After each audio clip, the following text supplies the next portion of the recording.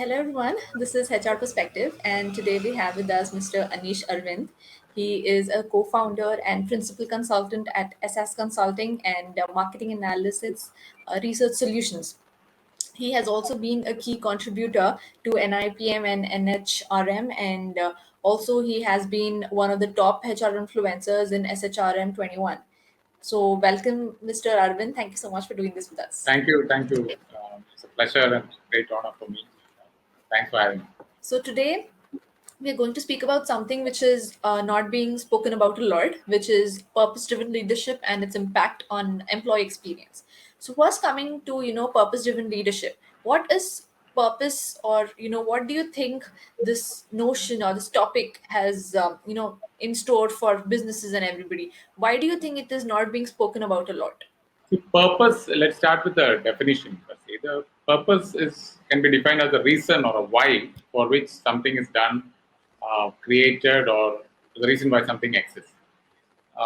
This has been around from 2010, 2009-10 period onwards.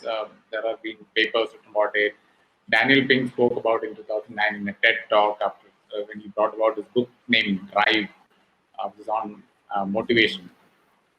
And it's been around, but it has not been spoken in the popular HR or management lingo yet. So there were, and that is the case with a lot of these things. The ones that go into depth are not being spoken about, but those with at the superficial level get pushed. So that may be one of the reasons.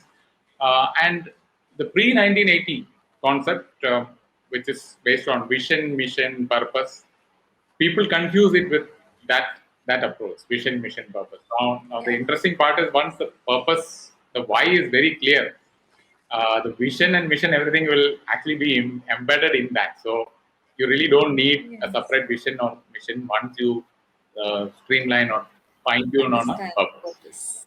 So that would be my take on it. And we know that the two most important days in anybody's life is when a person is born and when the day when you find out why you were born. All right, so it's the same thing with actually establishing a business. Your business gets the value it is supposed to have when you understand the purpose of creating it, or the purpose behind your actually your organization's performance and everything. So what do you think are the steps to ensure that a business follows a purpose based approach to scale up the business, and is the company's inception mission enough to actually boost the employee experience? Is that purpose enough to boost it? because in the previous answer I mentioned that there is this whole concept of vision, mission, purpose being there, and that will still confuse people. I would say that that is not enough, because this is a different approach completely, and this has links to why human beings have actually started seeking meaning, and again due to better understanding of how our own brain works and all, better updated information about evolutionary biology and all those things that has tend to be led in a better fashion than it used to be in the pre-1990s period. So hence any contributor would require a much stronger connection to why they should do something, and that itself becomes the catalyst for somebody to become I'm introducing a word, contribution or contributor to this cause. So once you're able to define that or streamline on the purpose, then that becomes very, very powerful, and it can be unique, because it can bring in unique contributions. You don't. It's like this. If I can put it to a cricket game, a wicket keeper's contribution is different from that of a bowler, but both are required for the team to win, or for a ball to, for a play to happen. It's very important. So is the fielder. So there are specialists. All of them, all those 11 to 15 players in the squad are required in both instances. That is the closest I would say. Each has a different purpose, but there's the same overall purpose. So yes, the collective purpose is the yes, same, but each can contribute in their own manner. A specialist fielder can be still part of the team. We have examples of Jadeja and all. coming into and staying in the team because of Yeah. fielding in the past. And then, so those examples can happen and can enable the journey of a company. Now, this can be for profit or not profit or whatever it is.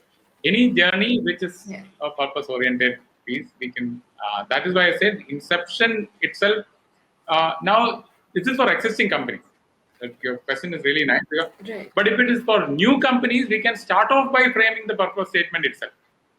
For existing companies, if you want to come on to this route, Correct. we may have to redefine and reposition the company with this purpose statement. There have been examples of company doing that. Mahindra's did it from clearer nearer Okay. home. They brought it to one Yeah. word. If you notice, about I think 7 to 8 years back, it is they brought it to RISE or rice. So yes, Yes. so, Yeah.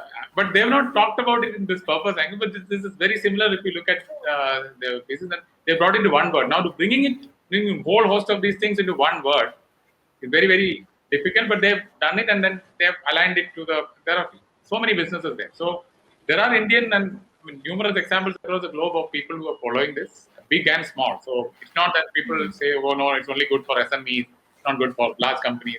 No, absolutely not. The concept, because it is connected to the brain, can be employed in Yeah. any place where the human brain is involved. So that's the power. Change is a very inevitable thing, and changes are obviously fueled by purposes.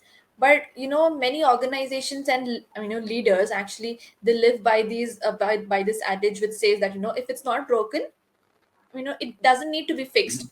So how can leaders actually change this perspective first to lead in a positive direction? Okay. So leaders can kind of start by measuring the outcomes or the results better. Now, a lot of the leaders don't really put any measurement for these things. So I'm not talking about the whole thing of performance management. No. That you looking at bettering or measuring the outcomes better, so that teams can then strive towards their potential. So each one, because each contributor knows what he's supposed to do, and he's doing it in the best of his or her abilities. So, and Yeah. why this is required is because our brain is wired for shortcuts to train and to they will follow shortcuts. That's how it is. They will all, left to the own devices. Brain has its evolutionary way of finding out the shortest route to get there. So we can either use it to our advantage or we can make a Yeah. completely mess of it. So the inertia that the leaders face from their team members is natural. Unless you really guide them or tell them and or create that what's in it for me for that individual, they will not want to change. So hence changes will not be automatic. True. So this is where purpose-based approach can act as a catalyst, because each contributor is Okay. can drive humans in unique ways, like the cricket example I mentioned, in unique ways. Because the Yes. wicketkeeper doesn't need to worry about how to bowl like googly or Chinaman. He's focused on okay, Yeah. there's a thing I might get if a Chinaman comes, I mean, there's a chance that I might get a stumping. Get ready for the stumping or a sneak or an edge or whatever. Yeah. So this is the part. So it becomes, and that's the power of the common purpose. So I'm going to use the sports examples and team games because that might be able to relate to people.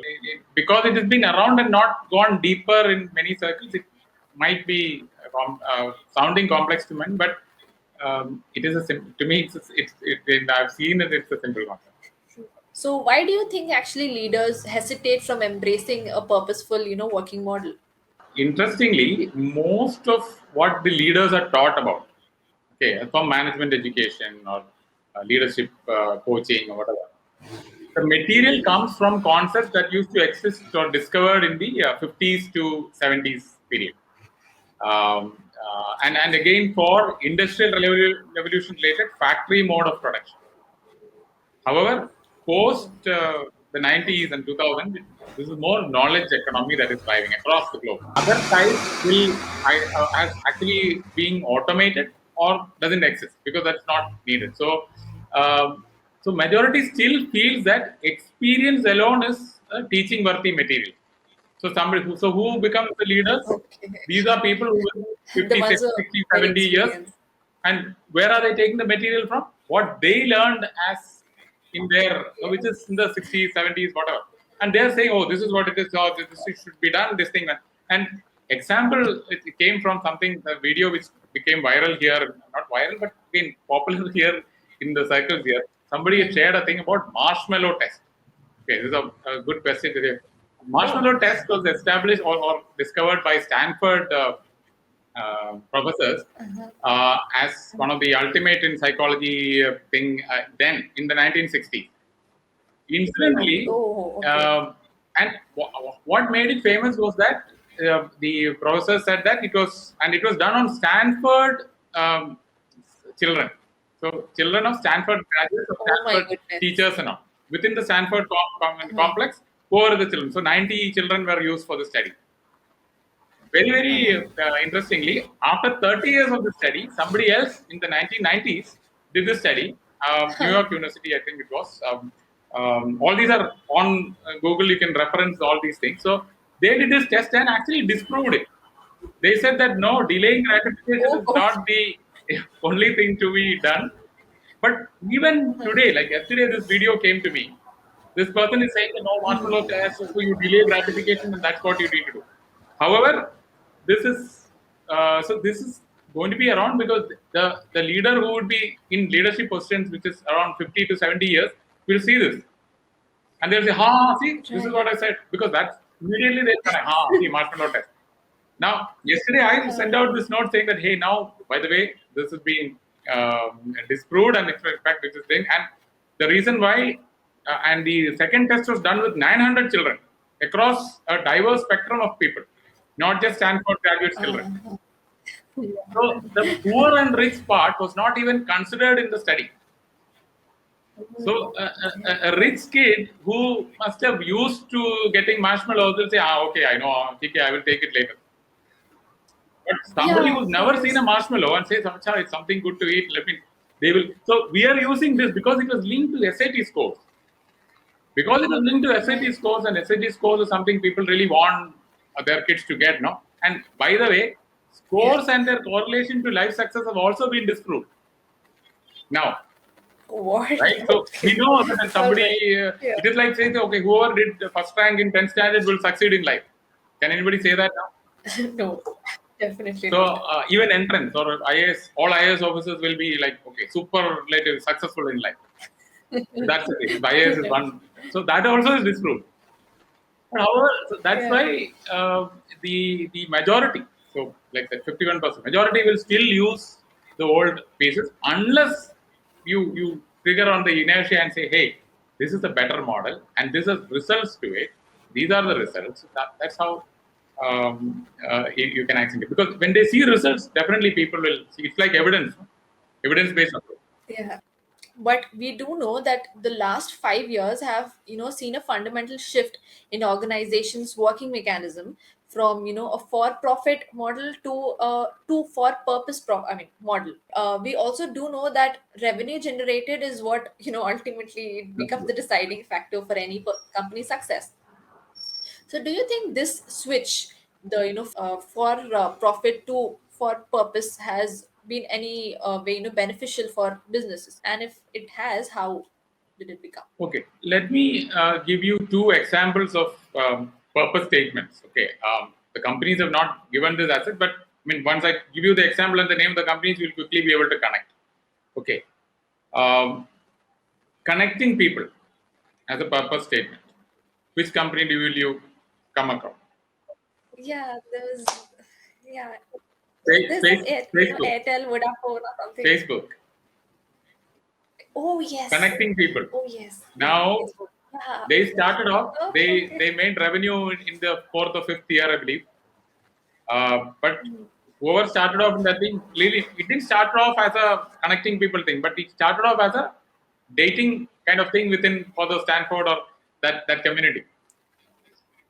Okay, Oh, and then it okay. became larger, larger, and then it now we know how it's about 2.3 billion people are on Facebook. So it has connected people. Yes, Has it been yes. missing on their revenue targets? Absolutely not. They've been In fact, now they have revenues larger than many nations across the world. Okay, the second example, Yes. second example now. This one is slightly easier. Collating world's information. I definitely don't know this. Google. These are all versions of how we connect to it. All these three companies, Yeah. if you look at the tech five, the Apple, Google, Microsoft, Amazon, uh, all of them have revenues, and we can actually link in this manner, say that the concept. I gave you some of the examples earlier about electrifying future of traction and other pieces. And so it is to coin that in a manner that everybody within that ecosystem understands. Now, I have taken this global companies because everybody then is able to understand. The moment I say connecting people, you would say, okay, okay. Now immediately say, okay, Facebook was. And Rise, it is slightly more difficult when the Rise is a. Yeah, but I knew about Yeah. Rise actually, Mahindra. But it is difficult to bring it into one word. True. Yeah. And we are not talking about every company wanting to be Google or Facebook.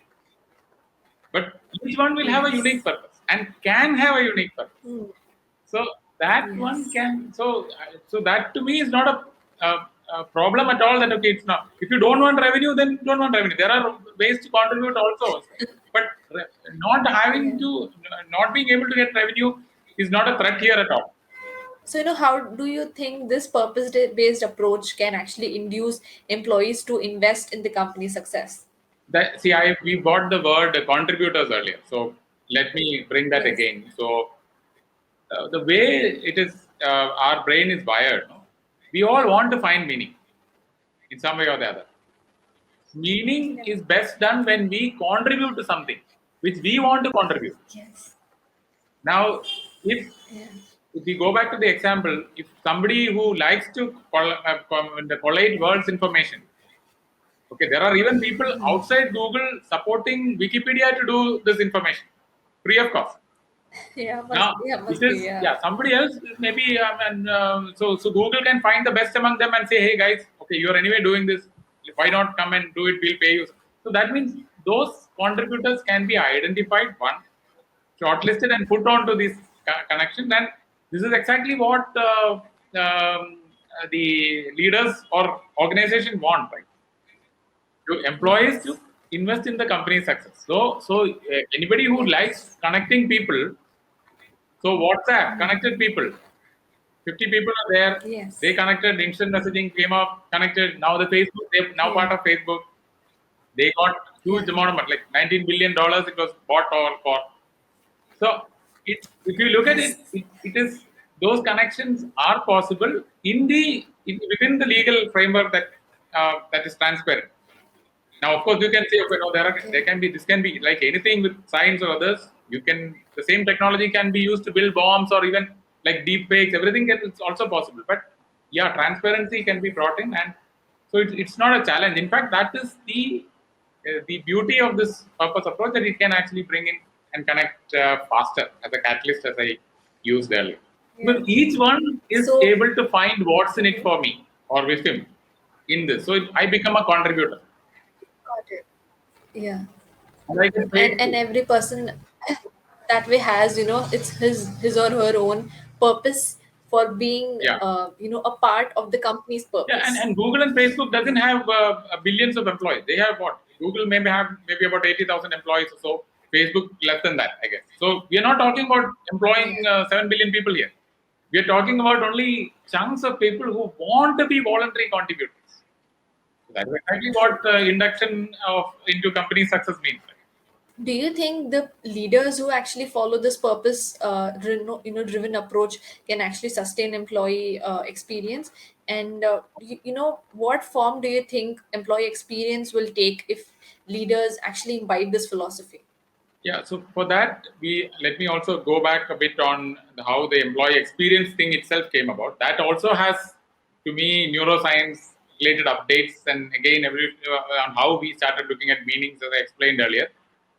It started off with employee satisfaction, then became employee engagement as a thing, and then last 10 years or so, it's around employee experience. Now, employee experience is your and mine. If you look at me and you as an employee, it is highly personal. How Yes. experience is personal. Now, If Yes. you are able to pull this and connect the meaning part and what's in it for me as an employee to the company cause, then the internal drive is enabled faster or quicker, right? And Yeah. the freedom aspect is also there. It is left to the individual contributors. Each one, just like Yes. the wicket keeper is contributing to the team success, or the slip fielder, or like that is the same aspect that leaders can enable employee experience. So you don't need to put structure saying that okay, everybody should come at 10 o'clock in the morning or this thing and that. And so the whole policy controlled bound connections is no longer required. In fact, the COVID-19 has actually given us some more boost around this thing, around any place you can contribute from anywhere, especially in the knowledge services True. area. Yeah, remote Yeah, work. what leaders could Yeah. not connect to in the last 10 or 20 years, now a virus has helped us connect. Yeah, yeah, yeah. Oh, Yeah. now you can Forced us to measure. You don't connect. need to know whether Anish sat in front of the computer for 20 minutes or 2 hours or whatever. But if I had measured his outcome, what did I want Anish to do in those? If he Yeah. does it in 5 minutes, then what is why do you need to check his login time for the next 1 hour? True. That's exactly, Yeah. and that Correct. enables me. I can do other things that those Other other things tasks. enable my Yeah. brain as well to even become an even better contributor to that earlier cause.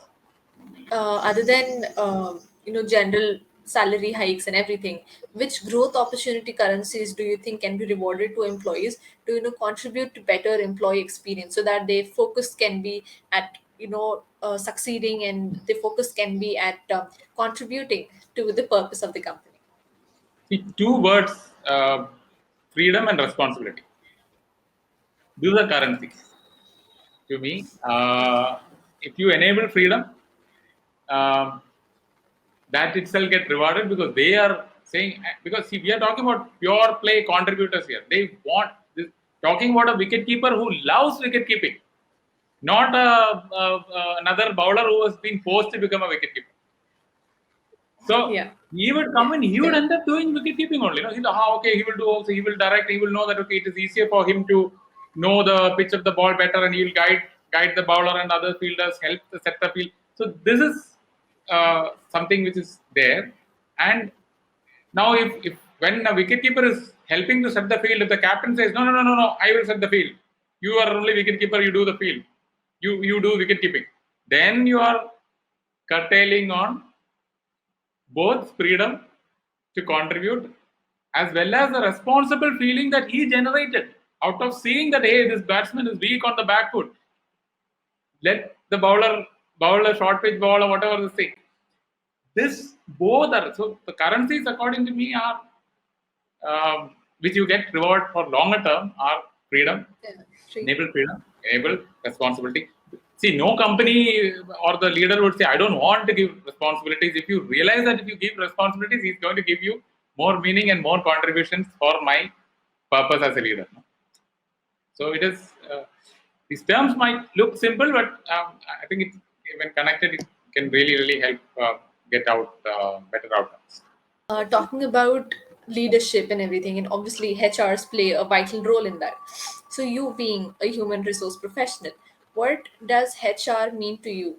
To me, HR is kind of a journey that is involved in designing ways and means to get humans as enablers, or again, my favorite word, contributors to any cause. It can be for business, for non-profit, whatever the cause is. Now, this demands deployment of updated science or evidence-based knowledge, which by itself is a journey because those things also keep changing. I can't say, okay, 1990, I've mastered science. Okay, done, and the rest will happen. Everything is going to be cakewalk. No, it is not a destination, it's a journey. So, that is what the passionate or interested HR people will keep on learning and keep. So, this is what HR means to enable humans to get into a contribution situation. You need people to be catalysts. What do you think is the one key skill which the professionals, I mean, the HR professionals, of course, of today need to learn in this, constantly changing business models? I don't know if you can call it a skill, but it's a my approach piece would be to keep cultivating and nurturing curiosity. Um, I'm taking it as a skill because it Yes, can be learned as a definitely. skill. So, uh, like say, I would say listening, observing, reflecting, um, all that follows Correct. curiosity. If you're curious about something, you'll end up listening to. Okay, if it's something about that what Nishat is doing, I'll observe, I'll follow. All this, so I can. There are the plethora of opportunities. Following is possible on internet. Thing you can. Uh, this is critical because the context, whether it is of business or non-profit, or other, those keep Correct. changing. Yeah.